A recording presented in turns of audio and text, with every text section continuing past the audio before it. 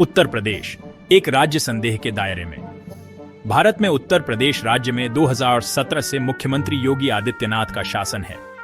उनके शासन का एक मुख्य पहलू कानून और व्यवस्था पर जोर देना रहा है। इस दौर में पुलिस एनकाउंटर्स में काफी बढ़ोतरी हुई है, जिससे उनकी वैधता को लेकर बहस छिड़ी हुई है। जहां सरकार का कहना है कि ये एनकाउंटर्स अपराध को रोकने के लिए बहुत जरूरी है, वहीं आलोचकों का आरोप है कि ये एक्स्ट्रा जुडिशियल किलिंग्स का एक पैटर्न है। एनकाउंटर्स में इजाफा 2017 के बाद से खासकर तेज हुआ है। पुलिस का दावा है कि इन ऑपरेशंस में अनेक अपराधियों को मारा गया है। इस दौर को सराहना और आलोचना दोनों मिली है। समर्थन करने वालों ने अपराध पर सरकार के कठोर रुख की सराहना की है, जबकि विरोधियों ने मानव अधिकार हनन की संभावना पर चिंता व्यक्त की है। इन एनकाउंटर्स को लेकर चल रही बहस जटिल और बहुआयामी है, जो कानून और व्यवस्था बनाए रखने और मानव अधिकारों की रक्षा करने के बीच संतुलन पर सवाल उठाती है।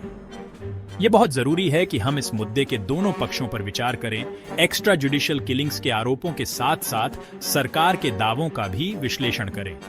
योगी आदित्यनाथ के शासन में उत्तर प्रदेश में पुलिस एनकाउंटर्स की वास्तविकता की तह तक पहुंचना है। यह सरकार के आंकड़ों का विश्लेषण करेगा, फेक एनकाउंटर्स के आरोपों की जांच करेगा और इस विवादित मुद्दे पर एक संतुलित और सूक्ष्म दृष्टिकोण प्रदान करने के लिए विशेष मामलों की जांच करेगा। योगी आदित्यनाथ के नेतृत्व वाली उत्तर प्रदेश सरकार पुलिस एनकाउंटर्स में हुई बढ़ोतरी के जरिए अपराध पर नियंत्रण पाने में अपनी सफलता का ढोल पीटती है। सरकारी आंकड़ों के अनुसार 2017 के बाद से अब तक 10,000 से ज्यादा एनकाउंटर्स हो चुके हैं, जिनमें अनेक अभियुक्त अपराधियों की मौत हुई है और कई और को गिरफ्तार किया गया है।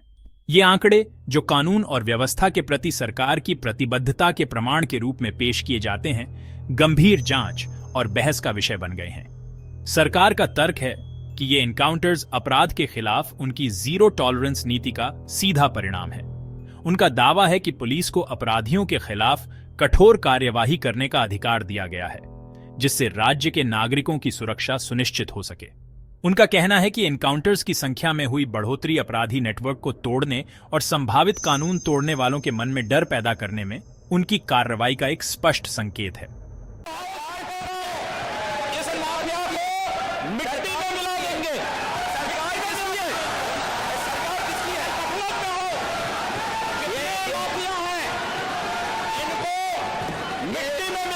हालांकि ये आंकड़े कहानी का एक ही पक्ष बयान करते हैं। आलोचकों का तर्क है कि एनकाउंटर्स की अधिक संख्या मानने का नहीं, बल्कि चिंता का विषय है। उनका कहना है कि इतनी अधिक संख्या ड्यू प्रोसेस और एक्स्ट्रा जुडिशियल किलिंग्स की संभावना पर गंभीर सवाल उठाती है। इन एनकाउंटर्स को लेकर पारदर्शिता की कमी इन चिंताओं को और हवा देती है, जिससे उनकी वैधता का पता लगाना मुश्किल हो जाता है। जहां सरकार का कहना है कि अपराध के खिलाफ अपनी लड़ाई में ये एनकाउंटर्स एक जरूरी बुराई है, वहीं इनकी भारी संख्या मानव अधिकारों और कानून के राज के प्रति उनकी प्रतिबद्धता पर गंभीर सवाल उठाती है। इन एनकाउंटर्स को लेकर बहस जारी है और कोई आसान जवाब नजर नहीं आ रहा है।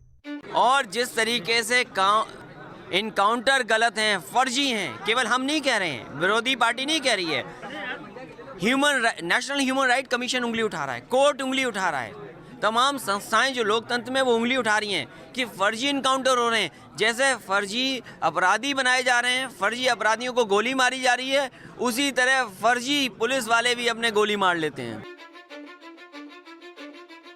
उत्तर प्रदेश में योगी आदित्यनाथ के नेतृत्व वाली सरकार ने पुलिस एनकाउंटर्स पर अपने स्टैंड का लगातार बचाव किया है और कहा है कि कानून और व्यवस्था बनाए रखने की अपनी अटूट प्रतिबद्धता में ये एक अनिवार्य हथियार है। उनका तर्क है कि उनके कार्यकाल से पहले राज्य में अपराध और अराजकता का बोलबाला था, जिससे नागरिकों में डर और असुरक्षा का माहौल बना हुआ था। उनका दावा है कि पिछली सरकारें अपराध के मामले में नरम थीं, जिससे अपराधी तत्वों को बिना रोक टोक के पलने बढ़ने का मौका मिला।